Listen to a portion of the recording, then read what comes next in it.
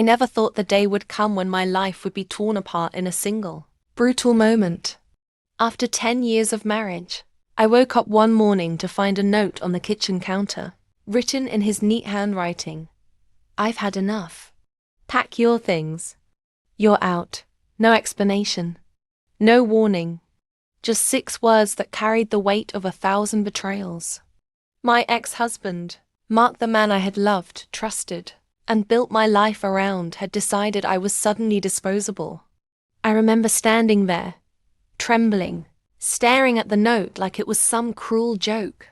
My chest felt tight, my hands shook, and an icy anger crept up from my stomach to my head.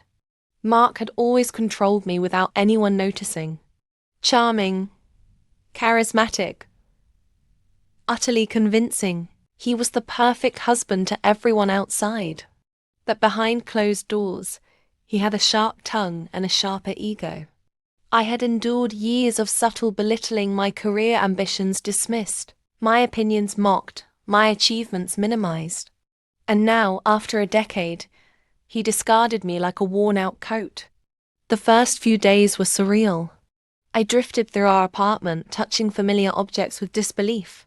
Friends called to check on me, but I brushed off their concern with a false smile, saying I'd figure it out. The truth was, I couldn't stop replaying the moment in my mind. The audacity, the entitlement, the humiliation clawed at me, but amidst the shock, a quiet, simmering anger grew.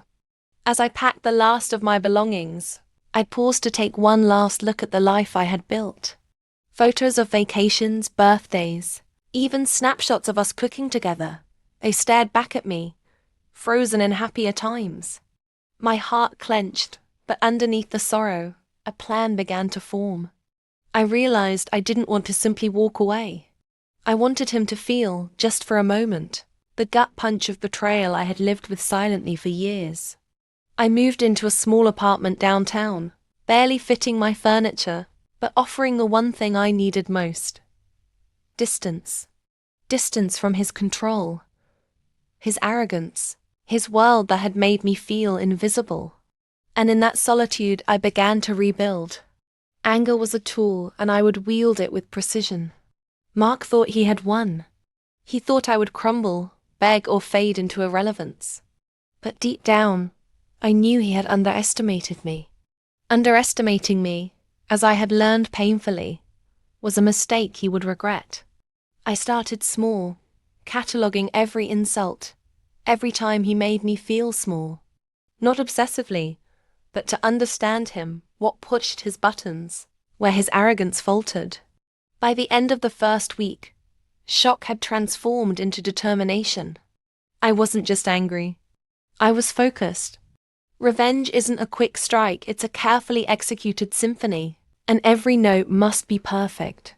In that small apartment, amidst boxes and the echoes of a life that once was, I began the transformation from betrayed wife to strategist, plotting a revenge he would never see coming. After the initial shock faded, the anger inside me hardened into focus. I couldn't go back to the person I had been, helpless, fearful, doubting myself. No, this time I would be deliberate, calculated. I would make Mark realize the cost of underestimating me. I started by observing him. Not stalking, exactly, but carefully watching his patterns, his routines, the way he carried himself. Mark had always thrived on appearances. To everyone else, he was the perfect, confident man, charming, admired, untouchable. But charm was his armor. Underneath, he was reckless, arrogant, and desperately attached to validation. That's where I would strike. The first week in my new apartment gave me clarity. I made a list, not of what he had taken, but of opportunities. Situations where he would never suspect I was planning against him. I reminded myself, revenge is about precision, patience, and timing. Impulsiveness would only feed his arrogance. I needed control. I also began reclaiming my own life. Friends I had drifted from reached out, and I welcomed their support. I updated my LinkedIn, quietly polished dormant skills, and rebuilt professional connections. Every small victory fueled a growing sense of empowerment. I realized Mark had unknowingly helped me transform. Meanwhile, Mark strutted through life as if nothing had changed, casually boasting about his freedom and mocking me behind my back. I heard snippets through mutual acquaintances, his arrogance intact, his ego unscathed. But cracks were showing. Some of his business deals weren't as secure as he claimed, and his new friends didn't respect him. They feared him. Perfect. I took mental notes. Then came my first move, a small but symbolic one. I anonymously tipped a key business partner about a minor error in one of his deals, subtle enough to seem coincidental. I watched as he initially shrugged it off, confident it would pass. But doubt crept into his posture, the way he spoke on calls. It was just a ripple. But in the right hands, ripples build into waves.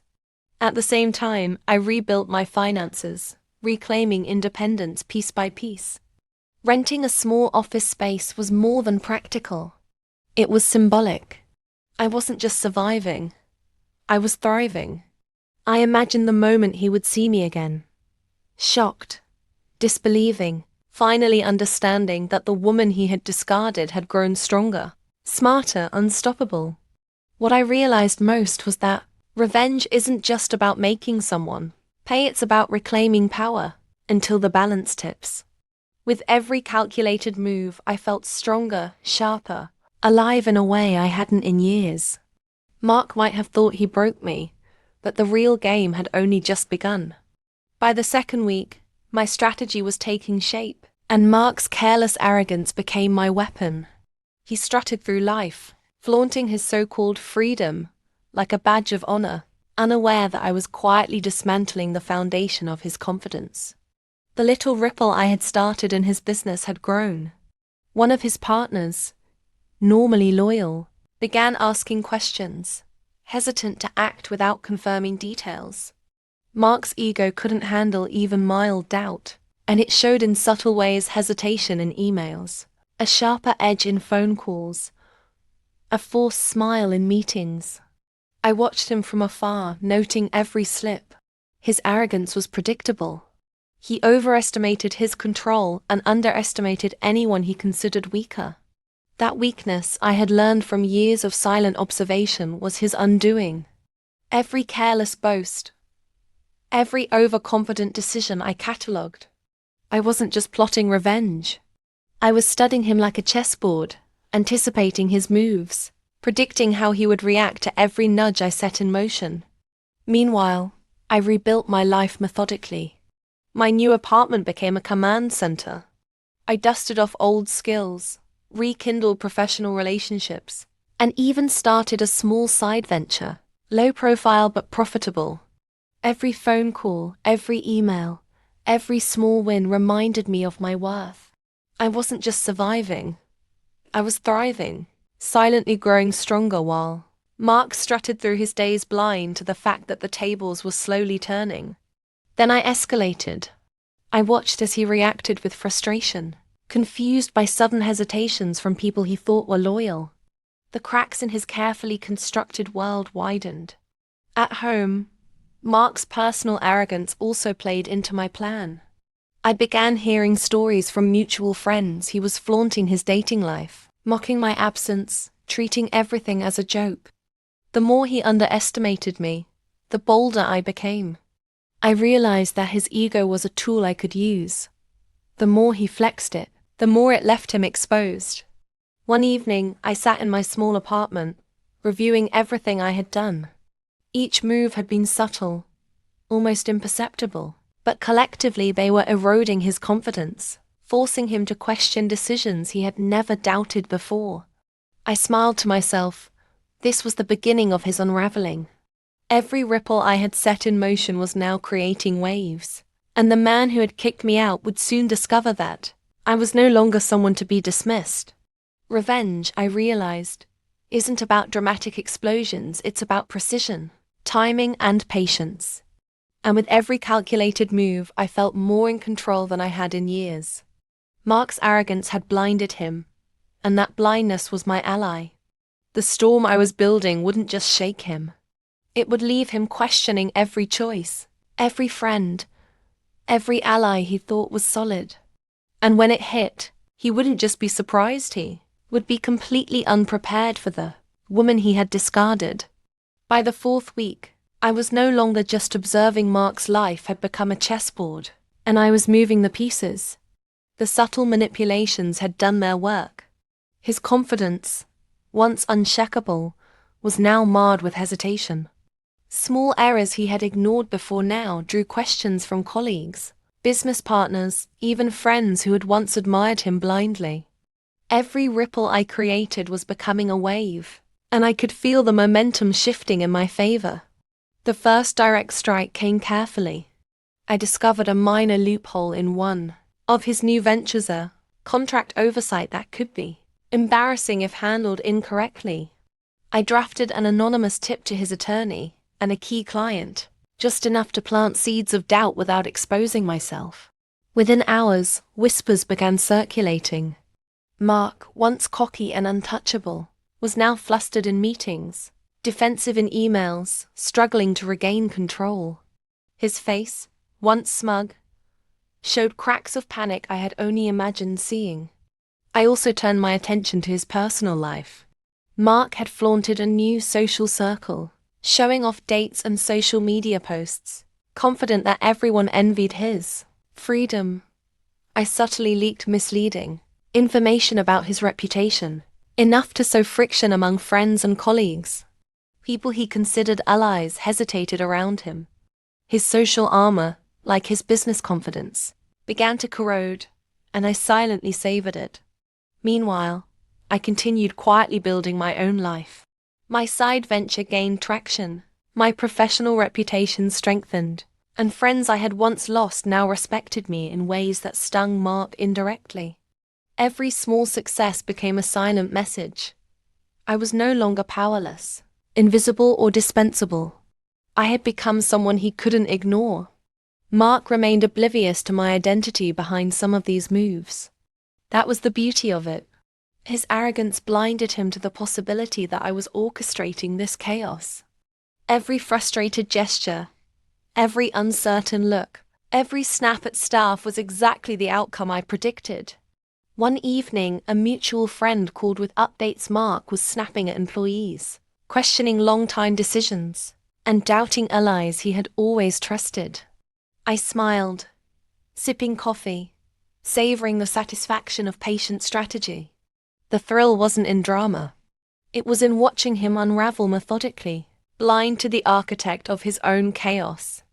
I imagined the moment when the final pieces would fall, when Mark realized that every misstep, every doubt, every whisper of humiliation had been orchestrated by the very person he had thrown out.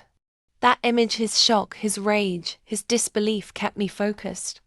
The storm was building, and soon he would finally see the cost of underestimating me. Patience, I reminded myself, was the sharpest weapon. With each calculated move, I felt more alive than I had in years. Revenge isn't about speed, it's about control, timing, and watching the prideful fall because they thought they were untouchable. The moment had finally arrived. Months of careful planning, observation, and subtle maneuvers had built to this point. Mark's arrogance, his overconfidence, had left him exposed, and I was ready to strike in a way he would never see coming. I wasn't acting out of rage anymore. I was acting with precision. Every step he had taken to belittle, dismiss, or humiliate me had taught me exactly how to bring him down. The first strike hit in his business. A carefully timed, accidental leak of financial discrepancies I had uncovered through my network reached his investors and key partners. Panic rippled through his inner circle. Emails flew, meetings were called, and Mark's attempts to explain himself only made matters worse. His smooth facade cracked completely.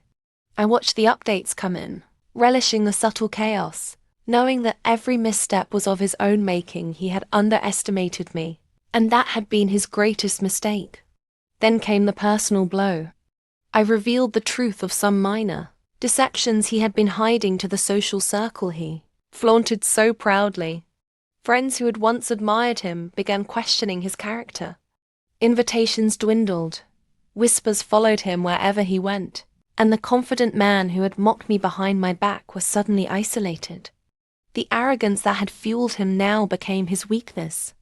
And finally, the confrontation I had waited for. Mark called me one evening, desperate and disoriented, his usual smugness replaced by confusion. I didn't yell. I didn't beg or justify. I calmly explained, step by step, how everything he had dismissed, the tiny manipulations, the missteps, the networks he had ignored, was orchestrated by me. There was a moment of silence, heavy and tense, before he finally realized the truth. And in that moment I felt it, the release of every ounce of humiliation, pain, and anger I had bottled up for months. I wasn't just victorious. I was free. Free from his control. Free from the fear and self-doubt he had instilled. Free from the world where my worth was measured by his approval. I ended the call, and for the first time in years, I smiled without guilt or hesitation. I had taken back my power, dismantled the illusions he had built, and emerged stronger. Revenge had never been about cruelty. It had been about justice, validation, and reclaiming what he tried to take from me. In the weeks that followed, I continued to thrive. My ventures flourished, my friendships deepened, and my confidence radiated in every space I entered. Mark faded into the background of my life, a cautionary tale of arrogance, pride, and underestimating someone he thought he controlled. I had learned something crucial. The most satisfying revenge isn't loud or violent, it's the quiet reclaiming of your life, piece by piece, until the person who wronged you is left facing the consequences of their own arrogance. I didn't just survive, I thrived, and he would never forget the woman he once threw away.